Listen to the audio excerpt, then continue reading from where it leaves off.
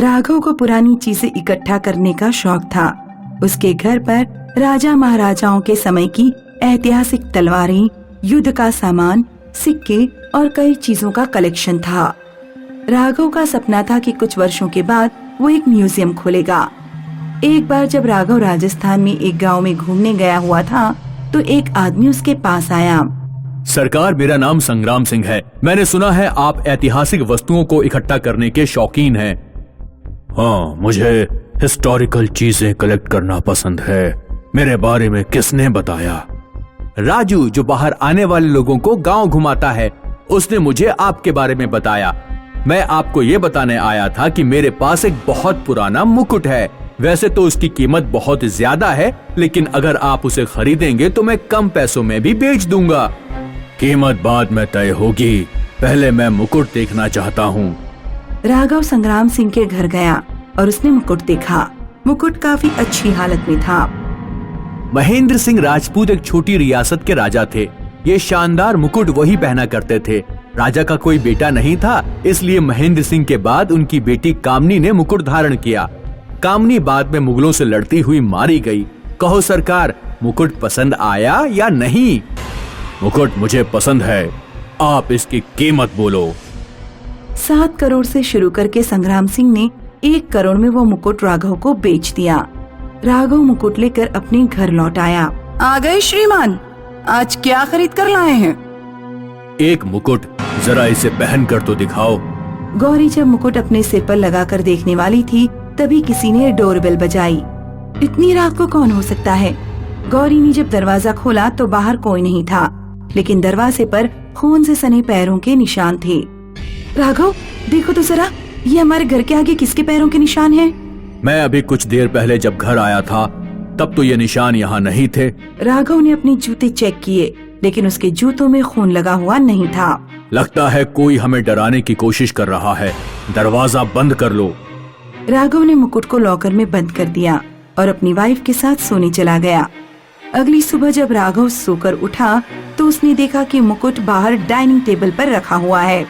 मैंने तो इसे कल रात लॉकर में बंद कर दिया था। गौरी, क्या तुमने मुकुट को बाहर निकाला? नहीं, मैंने तो नहीं निकाला था।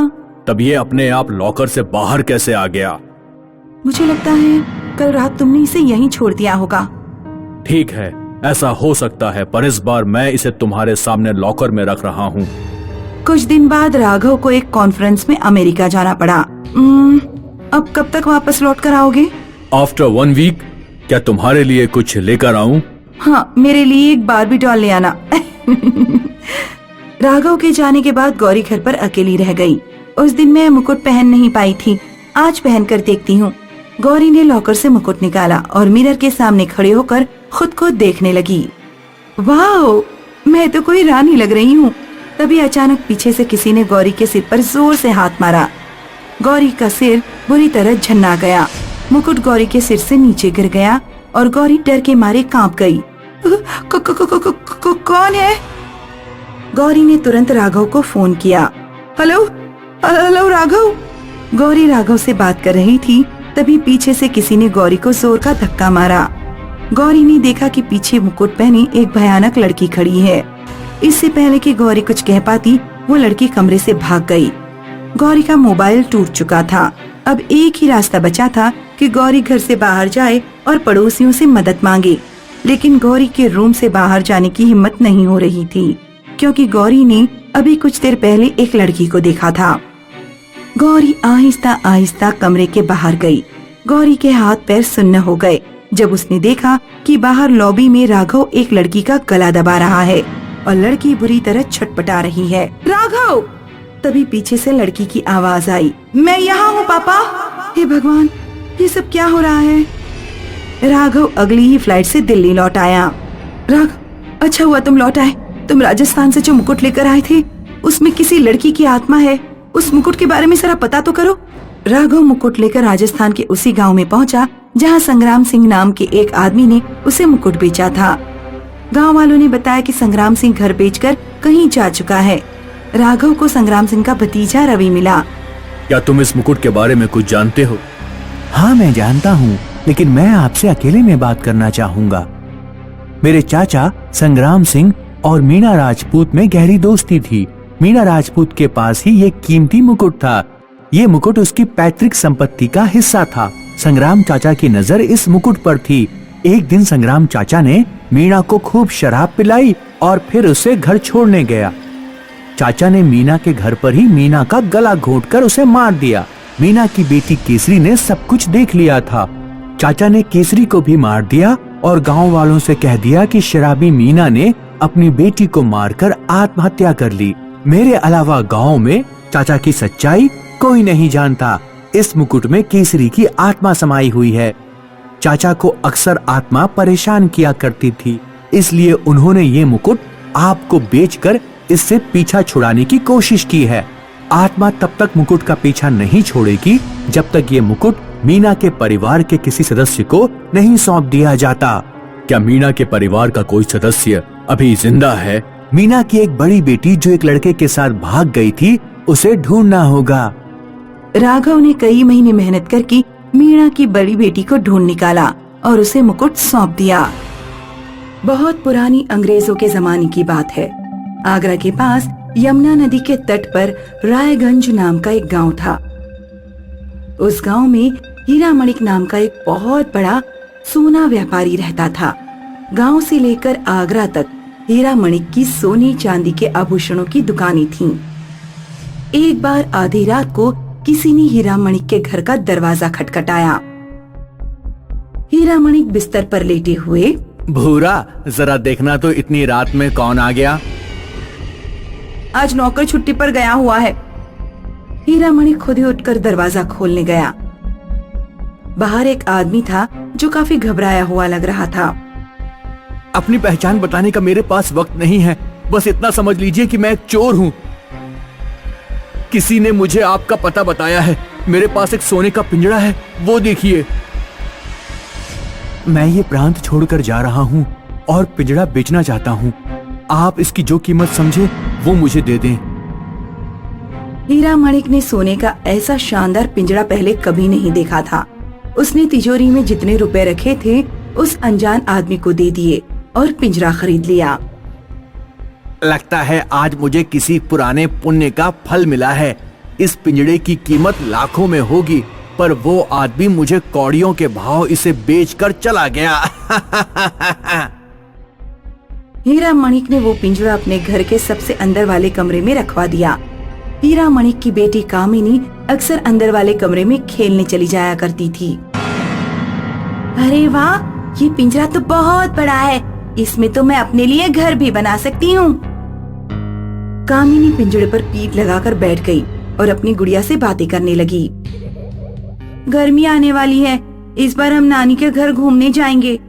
तभी पीछे से किसी ने कामिनी के हाथ से गुड़िया छीन ली। इधर आओ छोटी, पिंजड़े के अंदर आ जाओ। कामिनी डरकर कमरे के बाहर भाग गई। मम्मी, मम्मी कहाँ हो? क्या हुआ बेटी?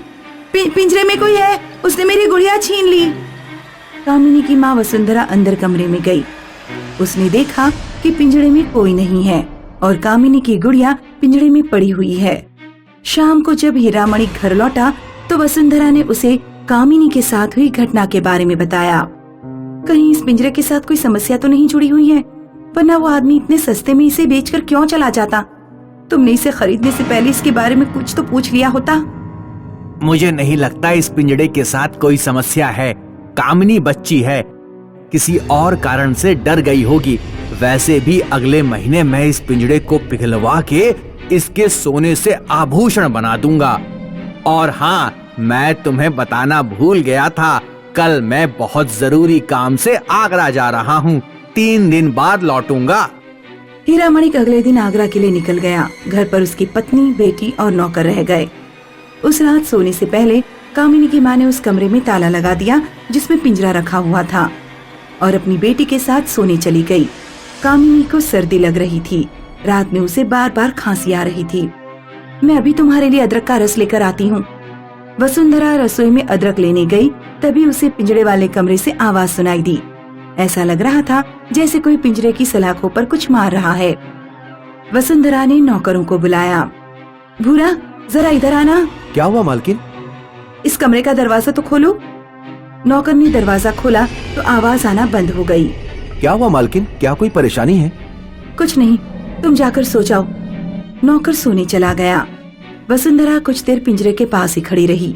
जैसे ही वो कमरे से बाहर जाने के लिए मुड़ी, किसी ने पीछे से उसकी साड़ी का पल्लू पकड़ लिया। कहाँ जा रही हो वसुंधरा रानी, जरा यहाँ तो आओ। वसुंधरा चुड़ैल से अपना पल्लू छुड़ाने की कोशिश करने लगी, लेकिन चुड़ैल ने पल्लू पकड़कर वसुंधरा को अपनी तरफ खींच लिया और पल्लू से ही उसका गला घोटने लगी। जब नौकर ने वसुंधरा के चिल्लाने की आवाज सुनी तो वो अंदर कमरे की तरफ दौड़ा। जब तक नौकर कमरे में पहुंचा, वसुंधरा मरणास्त हो चुकी थी। नौकर ने तुरंत एक आदमी के हाथों हीरा मणिक को खबर भिजवाई। अगले दिन हीरा मणिक घर लौट आया। मुझे पहले से ही इस पिंजरे पर शक था, इसमें जरूर किसी बुरी आत्मा का वास है। मुझे हमारी बेटी की बहुत चिंता हो रही है। हीरा मणिक ने गांव के सबसे बड़े तांत्रिक को अपने घर बुलाया और उसे पिंजरा दिखाया। तुमने ये पिंजरा उस अजनबी से खरीद कर बहुत बड़ी भूल कर दी। जब इस प्रांत पर मुगलों का शासन था, तब यहाँ गयास खान नाम का एक राजा राज्य करता था। वो औरतों का शौकीन था। गयास खान के पड़ोस में वीर प्रताप नाम का एक छोटी रियासत का राजा था। गयास खान ने रियासत पर हमला करके वीर प्रताप की बेटी रूपवती को कैद कर लिया था और इसी पिंजड़े में रखा था। गयास उससे शादी करना चाहता था, लेकिन रूपवती ने पिंजड़े में ही फांसी लगाकर आत्महत्या कर ली। इस पिंजड़े में उसी की आत्मा का वास है। ये पिंजड़ा बहुत साल पहले मेरे पिता ने तंत्र मंत्र से बांधकर आगरा के एक संग्रहालय में रखवाया था। वहां से ये चोरी हो गया। मुझे सुनने को मिला कि जिस चोर ने इसे चुराया था, उसकी पत्नी को चुड़ैल ने मार डाला। लगता है वही चोर पिंजड़ा तुम्हें बेच कर चला गया। शुक्र मनाओ कि तुम्हारी पत्नी की जान बच गई। तुम इसे पिघलाने की सोचना भी मत, वरना वो चुड़ैल तुम्हारे पूरे घर का नाश कर देगी।